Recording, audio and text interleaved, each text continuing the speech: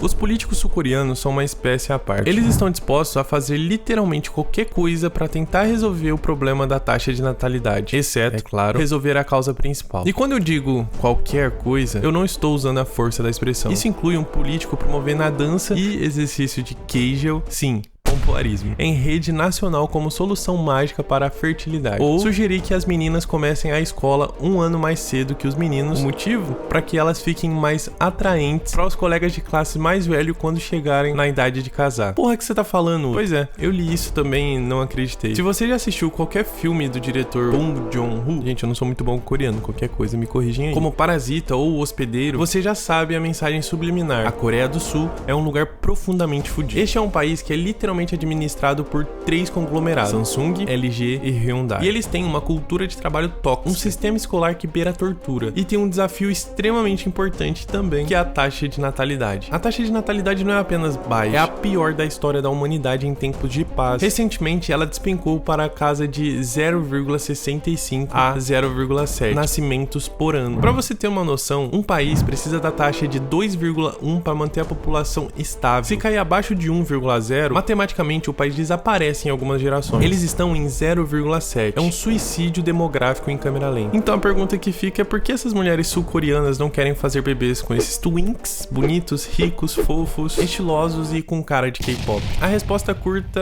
elas estão em greve. A resposta longa, bom, basicamente eles desistiram um dos outros. A Coreia do Sul está anos-luz à frente de qualquer outro país em desenvolvimento do que eu chamo de tecnologia da misoginia. O ódio entre gêneros lá não é apenas ruim, é institucionalizado e apoiado pelo Estado e defendido pelos jovens. O governo, mesmo em 2025, mantém a maior diferença salarial do mundo desenvolvido. Você trabalha as mesmas 14 horas, se forma na mesma Sky University, mas recebe menos porque, bem, você é uma mulher. Mas o que te faz coringar de vez é a cultura pública. Existe uma percepção entre os jovens coreanos de que qualquer política de apoio à mulher, tipo, sei lá, dar assento de metrô pra uma grávida, na cabeça deles é uma política excessivamente favorável às mulheres. Mano, chegou ao ponto de virar uma trend na p da internet, homens tirando fotos sentados nesses assentos de propósito, como se fossem heróis da resistência contra a ditadura feminina. Eles estão literalmente competindo pra ver quem é mais escroto. Olha só a hipocrisia. O mundo consome doramas onde homens coreanos é sempre aquele príncipe bonito, misterioso, frio por fora, fofo por dentro. Cara, é mentira. Isso é fanfic, vendida pro mercado externo. Na vida real, o homem coreano médio é aquele cara que depois do casamento vai exigir que a esposa largue a carreira, vai exigir que ela realize Geza, que são os rituais caríssimos lá deles, e vai exigir que ela crie o filho perfeito sozinho, enquanto ele está no jantar da Samsung bebendo soju. E vocês vão entender o quão delicado é isso, porque também tem toda a crise econômica de ter um filho na Coreia, que é basicamente você ter uma empresa. As mulheres coreanas hoje em dia estão pensando: eu fiz faculdade, sou inteligente, trabalhei pra caramba, e meu prêmio é virar uma escrava doméstica e produtora de elite para um cara que age como um personagem de dorama que eu só suporto assistir porque é ficção. Não, obrigado.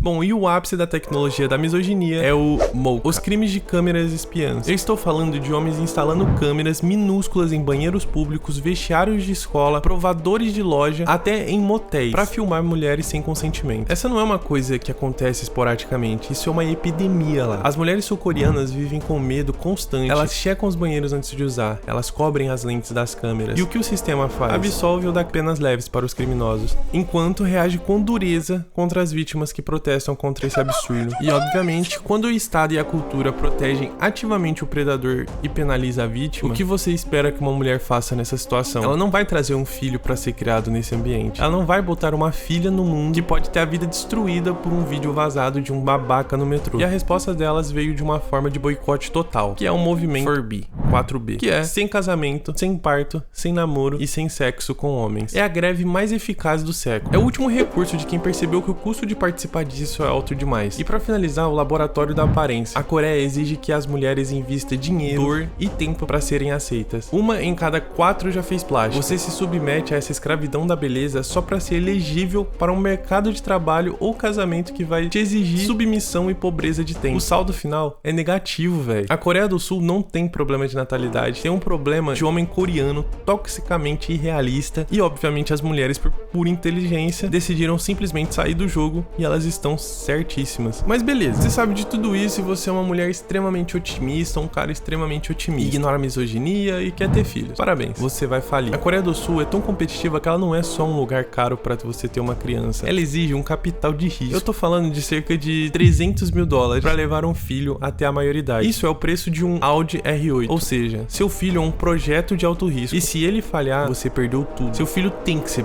bem sucedido. O seu filho é a sua empresa. E não é à toa que filhos que fracassam, filhos que não conseguem cumprir as demandas extremamente competitivas e irrealistas de como é o capitalismo lá, se matam, simplesmente desistem da vida. Fica uma depressão extrema que a gente até vê em dorama, de gente deitada num quarto fechado por meses, anos, não sai pra nada por uma depressão profunda. Porque imagina a responsabilidade. Aqui a gente já se sente triste de às vezes não conseguir cumprir expectativas dos pais, dar orgulho e tudo mais. Imagina você, pai, que investiu milhares de dólares nessa criança e ela ainda não cumpre as suas expectativas. Vocês conseguem entender a pressão que é isso? A pressão social, a pressão mental que é isso nas crianças e nos pais? Bom, vamos entender os gastos. O país concentrou tudo em Seul. Você precisa morar lá para ter acesso. E se você tem filhos, você precisa morar na área certa. Você não compra uma casa, você compra uma vaga de acesso. Bairros como Gangnam não são caros pelo luxo dos mármores, mas sim porque abrigam as melhores escolas públicas. O preço do seu apartamento é, na verdade, a primeira mensalidade para garantir que seu filho não comece a corrida atrás. É o chamado Seul Premium. Só que ele custa sua alma. E se você não conseguir pagar por esse endereço VIP, seu filho já é um NPC na largada. É o capitalismo no talo. E também tem o custo da manutenção social, óbvio. Você não pode ter um filho que pareça ser pobre. Uniforme, marca. Se o uniforme do seu filho não for de grife, ou se a mochila não for a certa, ele sofre bullying. É uma pressão social bizarra. O pobre gasta o que não tem só pro filho conseguir se misturar. E aí você pensa, nossa, qual será o presente de formatura mais comum na Coreia? Cirurgia plástica. Principalmente a dupla pálpebra. E o pior é que eles pensam que isso é um investimento, não estética. Você precisa do rosto de sucesso para as fotos de currículo e entrevistas de empregos na Cheilbons. Pensa bem, você gasta 300 mil na educação, depois paga mais 5 mil para refazer o rosto dele, porque o sistema é tão superficial que exige isso. E tudo isso para quê? Para ele ter 1% de chance de conseguir um emprego na Samsung, trabalhar 14 horas por dia e, ironicamente, não ter tempo e nem dinheiro para ter os próprios filhos. Então a gente chega à conclusão. Se você é um jovem coreano em 2025, você só tem 3 caminhos de sucesso: virar um escravo corporativo na Samsung, virar um jogador profissional de League of Legends ou virar um idol de K-pop. E sobre o K-pop, vamos falar a verdade, né? Você assina um contrato onde abre mão dos seus direitos humanos, você dorme em dormitórios com estranho, come 1000 calorias por dia pra ficar esquálido e treina dança 10 horas por dia. Você não pode namorar, não pode ter celular pessoal na maioria das vezes, não pode sair sem permissão. E se você falhar, você tem uma dívida milionária com a agência. O sistema coreano, retratado em Parasita, Round 6, Old Boy, não é ficção, é um documentário. Todos esses filmes são sobre o ódio, as grandes corporações e a desigualdade extrema que tem na Coreia. Por que você colocaria um filho no mundo pra ele competir numa prova de 8 horas, trabalhar 14 horas por dia pra Samsung e nunca conseguir comprar uma casa? A Coreia do Sul criou o capitalismo mais eficiente do mundo. Tão eficiente que removeu a necessidade de humanos. Bom, se inscreva no canal se você curtiu esse vídeo, comenta aí o que você acha disso e muito obrigado pela companhia. Tchau.